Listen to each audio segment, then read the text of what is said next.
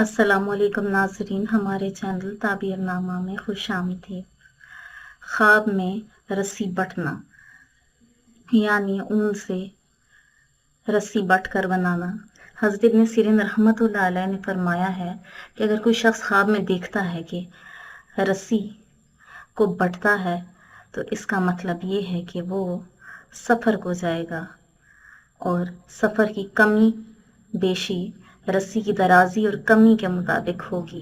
یعنی اگر رسی لمبی ہے تو اس شخص کا سفر دور دراز کا ہوگا، اور اگر رسی لمبی نہیں ہے تو اس کا سفر زیادہ دور دراز کا نہیں ہوگا۔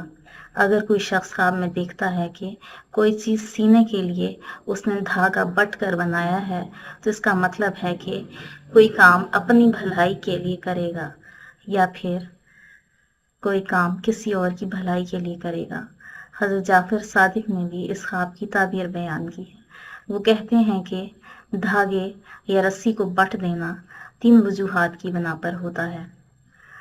اول یہ کہ اس شخص کو کوئی سفر پیش آ جائے گا، یا پھر وہ سفر سے واپس آ جائے گا۔